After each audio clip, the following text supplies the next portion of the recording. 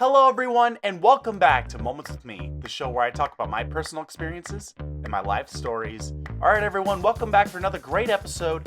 Happy New Year's Eve, everybody. The last day of 2025.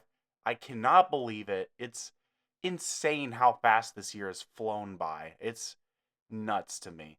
Before I get into this episode, I just want to say real quick that I know Christmas is over, but if you want to go and listen to the Christmas episode, you still can. It's still December, so go enjoy that episode while you still can. As for today's episode, I'm going to be reflecting on 2025 and the things that I want to focus on for next year. So without further ado, let's get straight into it. So, as for this year, to reflect, it really wasn't my best year. I've made that clear a couple times, both on this show and to people that I know in real life. It wasn't my best year. I literally started off the year with terrible back pain to the point where I had to go to the doctor to have it looked at. And that sucked. That was kind of like the indicator of how my year was going to go.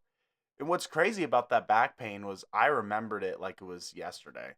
It's crazy just how fast this year has flown by, which I know I'm going to say that a lot, but there's stuff that has happened that felt like it was yesterday and it was like months ago, which is just crazy. After that, I had a love experience. I was seeing someone, we're having a great time, and well, it was kind of one of those situations where I wanted to commit and she didn't, and it was it was rough. It was rough, and I think part of the problem was I gave so much of myself for her. I made a lot of sacrifices and really did a lot for her. We had a great time, and I thought maybe I'd have my first girlfriend, but I think my love blinded me and I didn't see the real issues that were there. And I think part of the problem is that for a while I didn't have I didn't really have boundaries, I guess. So I tolerated a lot of things that I should not have. Goes both for this and in my previous relationship that I was in. I've honestly learned now that I can't give 100% to myself for someone. I can't do it anymore because every time I do, I end up either getting taken advantage of or being used or someone not reciprocating that effort towards me. And that sucks. It sucks. But the thing was too was she was also a really good friend of mine too. So one day one day we were texting like normal, and then literally the next day I was being avoided. She just kind of stopped talking to me overall, and I tried to reach out and say something, and I got a very passive aggressive text message back. And I think that I took that really hard because with my previous relationship, right? At least that was, it was someone that I was seeing, and yes, it was hard, but it was easier, I feel like, to let go because the person that I was seeing was the one that was also helping me out while I was going through that. So it not only felt like I was losing a girlfriend, it felt like I was losing a really close friend, and that sucked. Not only that, but I also noticed that some friends of mine have slowly distanced themselves from me, which was also hard. So for a while, I didn't really know who was really my friend and who wasn't. I kind of went into depression for a while. I, I wasn't, I was unsure of everything. I was unsure of everything. I was very insecure too. I was seeking a relationship for a while after that because I felt like that was something that I needed, that I had to have in order to be happy. But over time, I've noticed that that's not what makes me happy. It's time with friends, it's time with family, it's treating myself to nice things, and treating myself how I want to be treated in a relationship. But on top of that, I also had a lot of anxiety and doubt, and again, all these things that I should not have tolerated with both of the women that I was seeing, both back in 2023 and this year. And I realize now that I shouldn't put myself through that anymore. I shouldn't put myself through that anymore. So I now am going to not give so much myself to somebody. I'm also not going to worry anymore. Like if I see any little red flag or anything that makes me question a little bit, I'm going to set my boundary and just say, "Nope, we're done. That's it. That's it. If there's something that I'm not comfortable with anymore, I'm not doing it. I'm not going to tolerate it anymore. I'm not going to get my heart broken anymore. That's it." And part of that depression, I ended up becoming unmotivated to do the things that I normally would be really good with doing. And like an example being that I was working on another short film that I plan on releasing next year, so I'm not canceling it or anything. But I had a hard time making that movie because I didn't feel the motivation or passion to do it. And it was a rough time. It was a really rough time. I just felt like I became emotionally destroyed, going from anxiety to depression, heartbreak. It was a lot. And I just needed to kind of hit the reset button. Just sit down for a little while, like just do things that I like to do, just simple pleasures, and just kind of figure things out. I will say on a lighter note that I did get another job.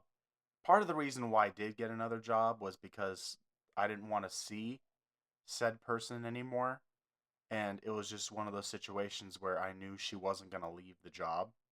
So I kind of went the safe route and I was looking for jobs because, to be honest, seeing her every day, seeing her purposely ignore me every day, it was hard. I just had to get away. I needed to do it. I needed to do it for myself and probably for her too, but mostly for myself. I wanted to get away. And so I got a job at another store. Um and I was nervous about making friends there and stuff, but I think I'm doing good over there. I it's not a perfect job, but it's a lot better. I feel like if I don't get certain things done, they're at least a little more understanding. They are not putting me on a million things at once like the other store did. And I'm not saying names of each store because, I don't want to get in trouble or anything, but if you know me, then you know which stores they are.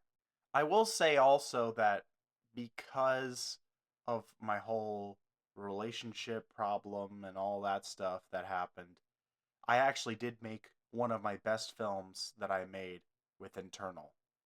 And I love that it was a very serious, thriller esque movie. It was kind of like a combination of my films, Detrop and Evade, mixed into one. And I love the movie. And as much as it sucks that I had my relationship stuff happen, it at least led to something awesome with that movie, and also Evade, because Evade was based on my past relationship. Not only that, but earlier on, like kind of right after the ghosting happened, I released Under Influence, which I think is one of my funniest movies to this day. I had a ton of fun making that movie with Tanner, and we filmed it last year, but we kind of both agreed that it would be the perfect 420 movie. So we waited on releasing it, and it was kind of one of those, like, yeah, it'd be a funny way to do a PSA. And I love it, and I think every 420 I'm going to start watching that movie. Oh yeah, and much earlier this year, I released my first album with D&D, my first rap album, my first music album, and I'm very proud of it. I think it was a very fun way to express myself and get certain emotions out that I needed to. And to be honest, I feel like after this year, it might be something I have to do again because it was very refreshing, and it was nice seeing the amount of people that really liked the album. So who knows, maybe it'll be something I do again in the future. Also, let's not forget that I started this podcast this year, and so far I've been pretty consistent with releasing new episodes every week. So I think going into 2026, I want to keep this going because this has kind of been like a nice audio journal for me, where I get to record how I'm feeling throughout the year. And now I'm getting to a point where I'm like getting ready to rebuild myself. Also, I will say that even though this wasn't my best year, there was good times this year. There was times where I got to see friends and family, and the few vacations I did take this year, they were fun. So I can't act like this year was all bad because it wasn't. It just wasn't my best year. Not a bad year, just wasn't my year. And that's okay because it just motivates me even more to make 2026 my year. But kind of to wrap up with reflecting on this year, I think that's exactly what this year was. I don't think it was meant to be my best year. I think it was meant for me to reflect on how I was feeling, reflect on where I am, reflect on where I want to go, what I want to do, who I want to be. And I think that all this thinking and processing and it's all helped me become the person that I am. I feel like I'm more mature this year than I was like last year, the year before, in such a short time span too, which is crazy. But I will say too that I'm very proud of the things that I did accomplish this year. Because you got to think, I released my first album, two short films, and I started this podcast. So it's not all bad. I did do certain things. I think that part of the thing that was such a downer for me this year was I gave myself such a hard time when I didn't need to. And I'm learning now that I need to reward the progress that I am making rather than punish the progress that I have yet to make. So overall, 2025 was not my best year, but it was the year I needed. It was the year I needed to mature a little, to sit with my emotions a little bit, and get myself ready for the next year, which is what we're going to talk about right now. When people usually talk about resolutions, the common reaction now is usually where they roll their eyes or they'll be like, "Oh, it's that thing that we all say we're going to do and then we don't do it." But to be honest, after the year I've had, I think I'm more motivated than ever to rebuild myself, love myself again, and try new things, do new things, keep going with things like with this podcast, with films, with music, even. I want to keep creating, keep inspiring, but I also want to treat myself like I'm in a relationship, treat myself like how I want to be treated, not wait for someone to come rescue me and get to experience things then. I don't think that's fair to me. I don't think I should be waiting for the love of my life to appear to try new things and experience new things. I think I need to do that for myself. I think my idea for a while was that I needed to do that in order to have someone to experience it with. But at the end of the day, what I'm also thinking about is if I go through heartbreak again, if I go through all that stuff again, I don't want to say those memories will necessarily be bad memories, but I don't want to associate those memories with said person. I'd rather experience it with myself or even with friends that I have and family, of course. In that way, it'll be a better memory. And that's one of my resolutions for next year, which is loving myself. Loving myself, focusing on myself, not relationships. Because that's a common thing that I tend to go for. I tend to, look for a relationship. I tend to look for love, and all it's done is hurt me. All it's done is hurt me. Whether it's trying out dating apps or going on dates or whatever it may be, I'm done.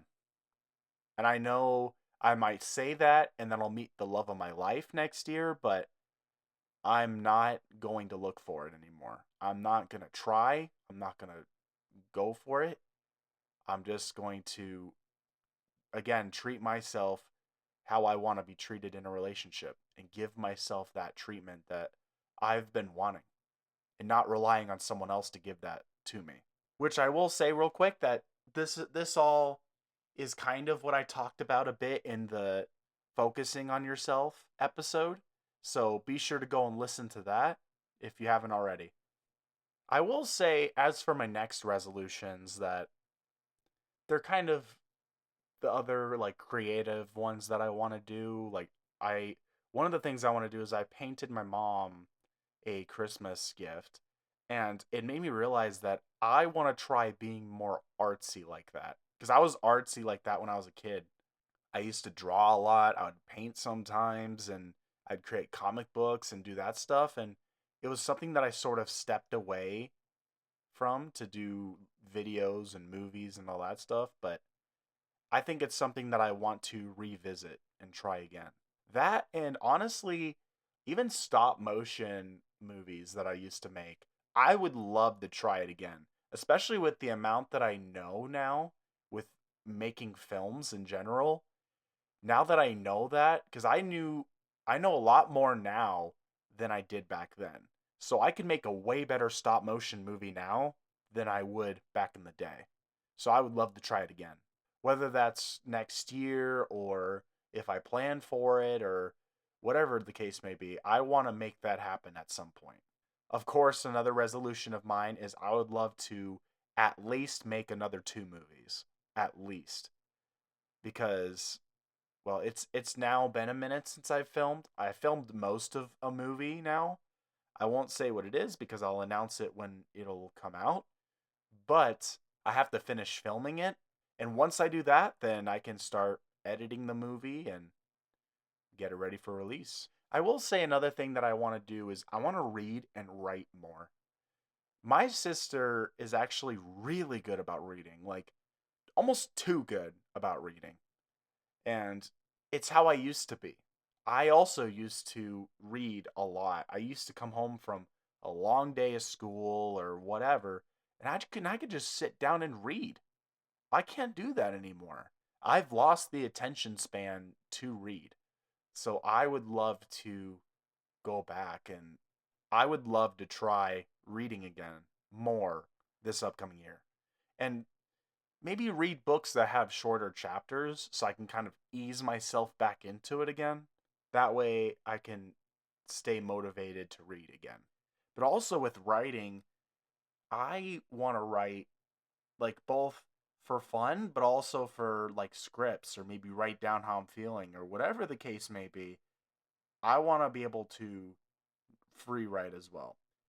And I think one of the things that I need to do, which is another resolution of mine, I need to be on my phone a lot less.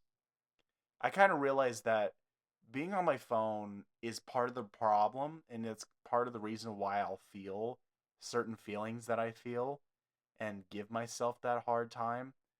And I'm glad that I have started seeing more motivational posts on my Instagram and stuff because that's helped a lot. It's helped a lot and it's motivating me to strive to do better and figure out what I need to do. I think being on my phone less will make more time for the things that I want to do. As hard as it may be, I got to do it. I got to try.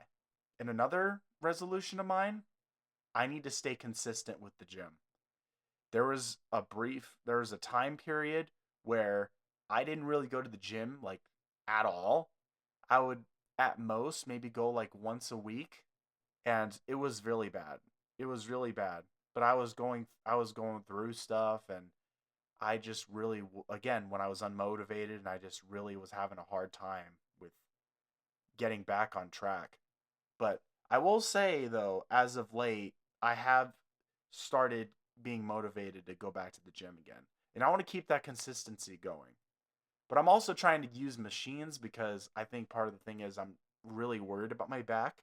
So I'm trying not to push myself too hard and have another back injury again. Another resolution I'd like to have, if I can, I'd love to travel more next year.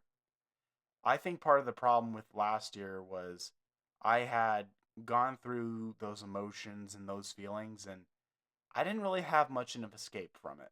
I couldn't really get away from how I was feeling.